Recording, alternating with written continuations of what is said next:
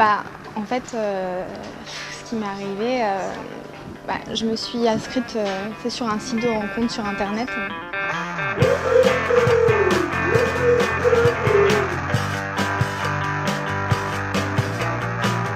Donc je me suis inscrite.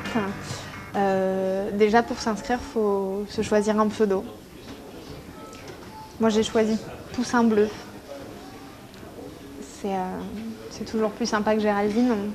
J'avais pas envie de mettre mon vrai prénom de toute façon. Et puis au début, j'ai pris un petit peu de temps pour voir comment ça fonctionnait. Et en fait, assez vite, au bout de 2 ou 3 jours, il y a un type qui est venu me parler, dont le pseudo était Morrison. Et voilà, on a parlé tous les soirs pendant une bonne semaine. Plusieurs heures par soir, longues heures même. C'était très classique au départ, puis au fur et à mesure, on a commencé à se dire des choses plus personnelles. Moi, j'ai pu lui dire des choses que j'avais jamais dites. C'était vraiment, je me sentais très à l'aise, apparemment lui aussi. C'était assez simple, assez naturel. Il n'y avait pas de tabou, c'était assez agréable en fait. Et puis, au bout d'une semaine à peu près, c'est lui qui m'a proposé, il a demandé à ce qu'on se rencontre. Et j'avoue qu'au début, je me suis dit oulala, parce que je sais pas, c'était bizarre de passer du virtuel au réel. C'est 2 choses complètement différentes, complètement. Sur le coup, j'étais vraiment pas sûre de moi, vraiment. Et puis en fait, en même temps, on commençait à se connaître bien. On avait échangé des choses quand même. Donc je me suis dit pourquoi pas. Pourquoi pas, allons-y. Et direct, il a proposé un rendez-vous pour le lendemain. Le lendemain, en début de soirée, donc vers 19h30, dans un café qui semble à peu près à mi-chemin entre chez lui et chez moi. Donc un café qui s'appelle le Blue Note, que moi je connaissais pas particulièrement, mais lui oui, apparemment. Voilà, je suis arrivée au café, il était déjà là, il était assis à une table, bien habillé. Pas trop, mais voilà, juste ce qu'il fallait. Moi aussi, je m'étais faite jolie. J'avais envie de lui plaire.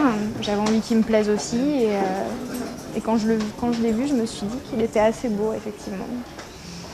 Donc du coup, je me suis approchée de sa table. Il s'est levé. Il y a eu un petit moment d'hésitation parce qu'on n'a pas su si on devait se faire la bise ou si... C'était bizarre. Finalement, on s'est assis, on s'est pas fait la bise. Le serveur est arrivé. Il a commandé un cocktail, il m'a conseillé de prendre un mojito, j'ai pris un mojito, le serveur est reparti et à ce moment-là, il s'est passé un truc bizarre. Il a baissé les yeux et il n'était plus là et ça m'a mis mal à l'aise, ça m'a vraiment mis mal à l'aise parce que je me suis sentie un peu toute seule. Et puis finalement, le serveur est revenu, il a posé les verres. Et lui continue à regarder vers le sol. Et il revenait pas, donc j'ai essayé d'attraper son regard. Et puis au bout d'un moment, il a levé la tête.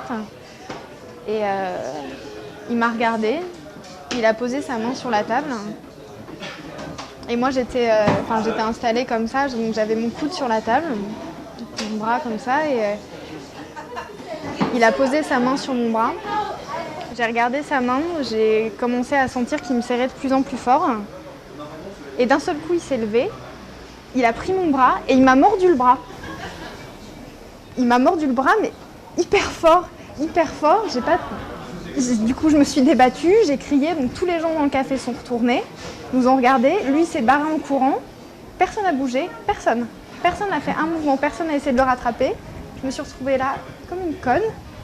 Il m'a fait hyper mal et j'ai pas compris. Et il est parti. Et il est parti.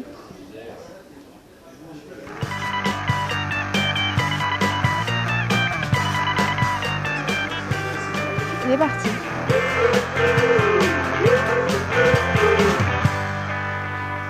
Et en plus, c'est moi qui ai payé l'addition à la fin.